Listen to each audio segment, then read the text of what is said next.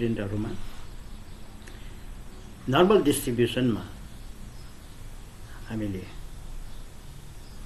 कुनै सर्टन चाहिँ रेन्जमा परेका भ्यालुहरुको प्रोबेबिलिटी कति, लेस देन र मोर देन प्रोबेबिलिटी कति र मिडल को लोअर लिमिट र अप्पर लिमिट कसरी निकाल्ने कसरी भनेर हाम्रो बीबीए बीबीएम को प्र्याक्टिकल मा हामीले पाउँछौं। यसका लागि चाहिँ हामीलाई के गर्नुपर्छ भन्दाखेरि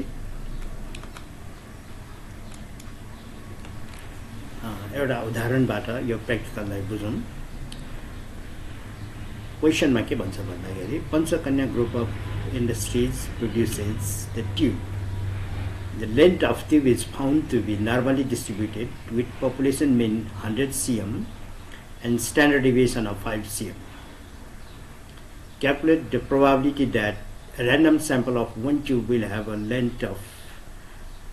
between 85 to 105, at most 90 cm, at least 110 cm. यसको हामीले प्रोबेबिलिटी निकाल्नु छ नर्मल डिस्ट्रिब्युसनमा र त्यसका लागि चाहिँ हाम्रो यसमा नर्मल डिस्ट्रिब्युसनमा प्यारामिटर हुन्छ यसको मीन अथवा एभरेज पपुलेसन एभरेज र यसको चाहिँ स्ट्यान्डर्ड डिभिजन अथवा भेरिएन्स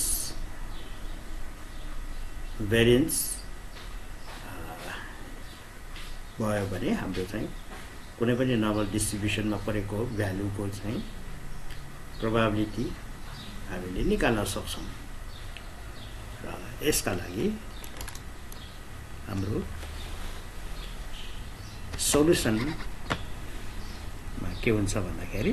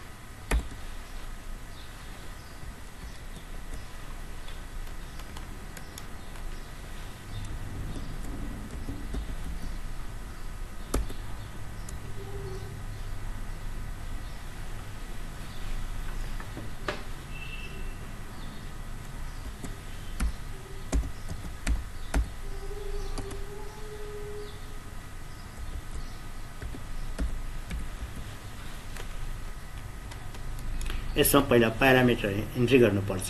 त्यसमध्ये प्यारामिटरमा फर्स्ट प्यारामिटर भनेको मीन हो, मीन र दोस्रो प्यारामिटर भनेको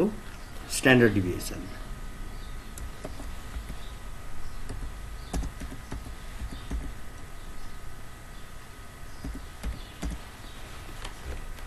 र मीन को सिम्बल हुनेछ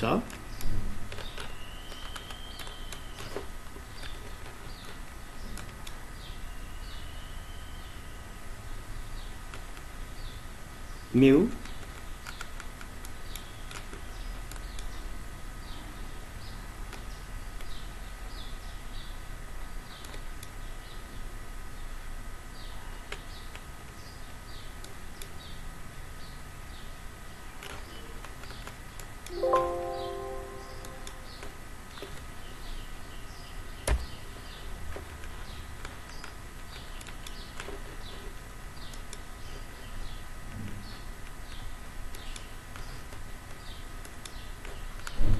स्ट्यान्डर्ड डिभिएसन को लागि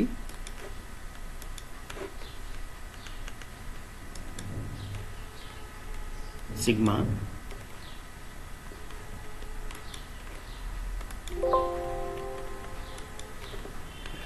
र म्यू चाहिँ हामीलाई दिएको छ 100 cm। यसमा 100 मात्र इन्ट्री गरौँ र स्ट्यान्डर्ड डिभिएसन को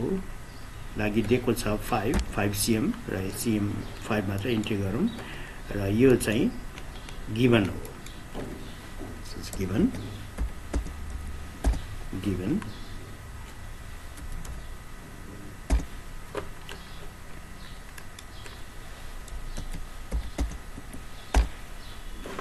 अब नर्मल डिस्ट्रिब्युसनमा यो प्यारामिटरबाट हामीले दुईटा प्यारामिटरबाट हामीले रिक्वायर्ड प्रोबेबिलिटीहरु क्वेशनमा सोधे अनुसारको प्रोबेबिलिटीहरु हामीले निकाल्न सक्छौं यसका लागि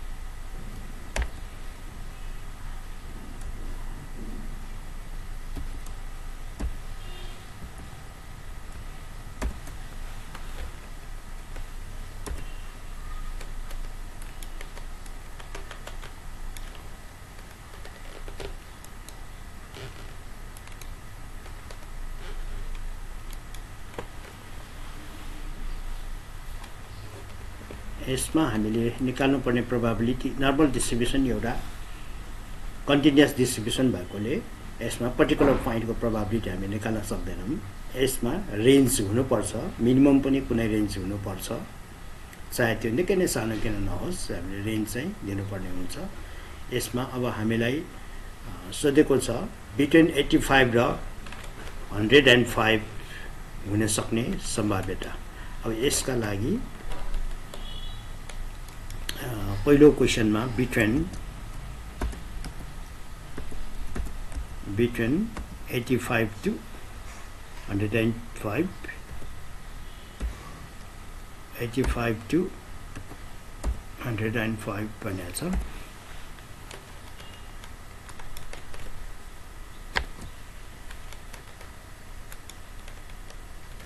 यसका लागि यसमा हाम्रो प्रोबेबिलिटी को भ्यालु निकाल्न हामी 85 to 105 भएकोले हामीले यसमा पहिला चाहिँ हाम्रो 85 को प्रोबेबिलिटी क्युमुलेसनमा 85 को प्रोबेबिलिटी र 105 को प्रोबेबिलिटी निकाल्नु पर्ने हुन्छ र यसको सूत्र छ is equal to normal distribution norm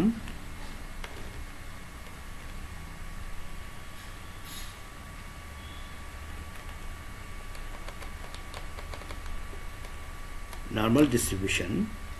त्यसपछि यसमा क्युमुलेसन को भ्यालु निकाल्नु पर्ने भएकोले हामीलाई सबभन्दा पहिला x से 5 को क्युमुलेसन निकाल्नु पर्ने हुन्छ त्यसैले डिस्ट्रिब्युसन x को नाममा 105 त्यसपछि कमा यसको मीन लाई चाहिँ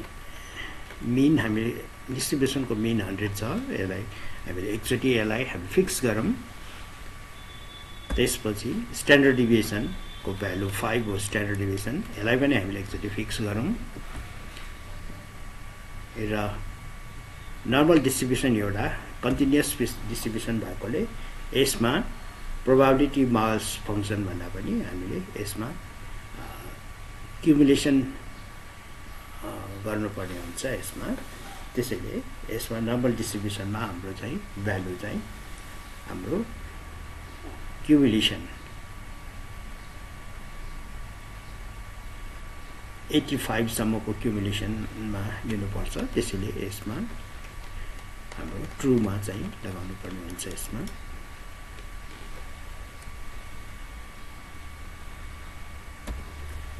र यसपछि जस्तो हामीलाई चाहिँ 85 to 105 को चाहिने भएकोले हाम्रो चाहिँ हामीले 105 को निकाल्यौं र त्यसमा चाहिँ 85 को चाहिँ हामीले घटाउनु पर्छ। त्यसैले हाम्रो यसमा minus again normal distribution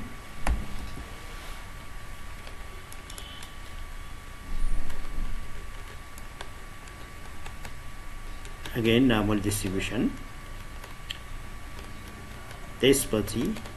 value 85 comma mean fix गरौं या 40 standard deviation 5 fix गरौं comma it is true मा हामीले लगाइदिउँ र इन्ट्री गरौँ। सो यो भ्यालु चाहिँ हाम्रो 0.839995 आएको छ र हामीले भर्खरै प्रयोग गरेको फर्मुला के हो त भन्दाखेरि यसलाई चाहिँ हामीले कपी गरौँ।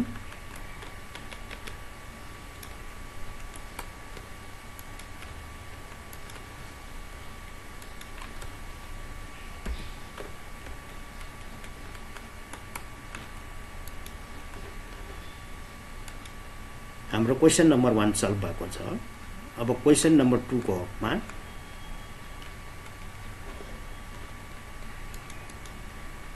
calculate the probability that a random sample of one tube will have a length of यो भर्खरै क्वेशन हामीले सल्भ गर्यौं।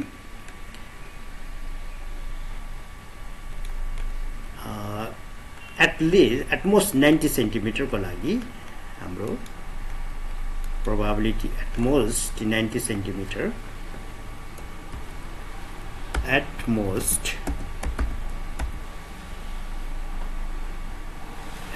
90 centimeter को लागि हाम्रो probability को भ्यालु लेख्नु पर्ने छ 90 र हाम्रो कमान हुनेछ is equal to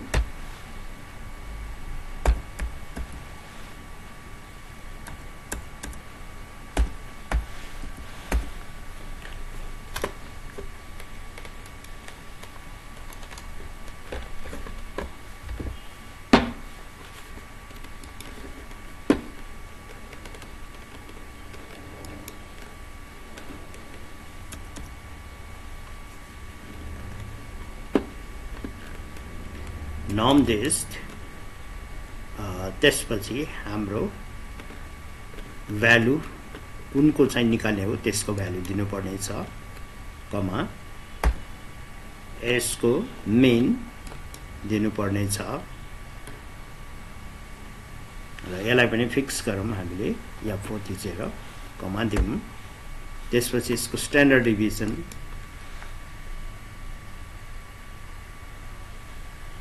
F40 कमा दिउँ र क्युमुलेटिभ डिस्ट्रिब्युसन फंक्सन चाहिँ ट्रू मा चाहिँ हामीले यसलाई राखौं र इन्टर गर्दियौं। सो at most 90 cm को चाहिँ हाम्रो प्रोबेबिलिटी हुनेछ 0.02275 यो फर्मुलालाई कपी गरौँ।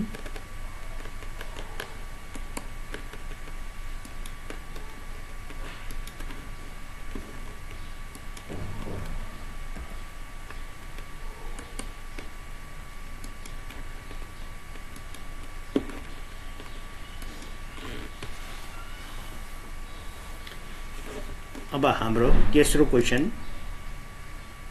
at least 110 सेन्टिमिटर को लागि at least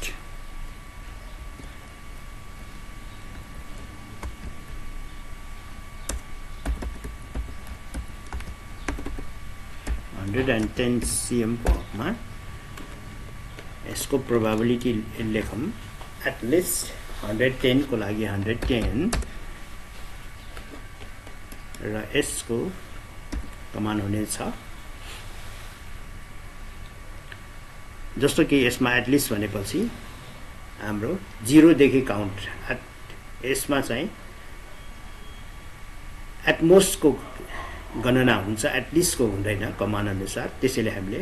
एटलिस्ट लाई चाहिँ एटमोस्ट मा कन्भर्ट गर्नुपर्छ कन्भर्स फर्मुला लगाएर सो एटलिस्ट 110 भनेको 1 माइनस एटमोस्ट 110 नै हो र त्यसैले हामीले यसको फर्मुला लगाउने बेला 1 माइनस नर्म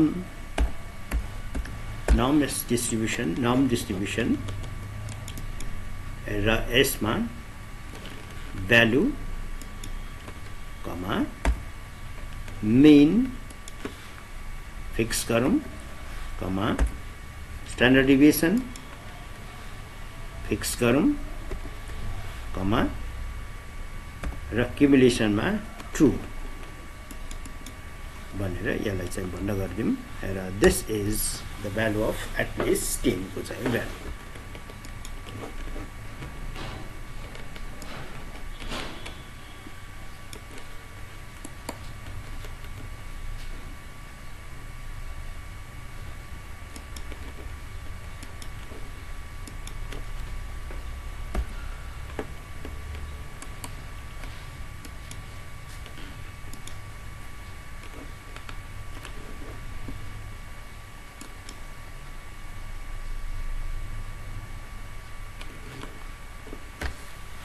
यसरी नर्मल डिस्ट्रिब्युसनमा हामीले नर्मल डिस्ट्रिब्युसनको चाहिँ कुनै पनि इन्टरभलको प्रोबेबिलिटी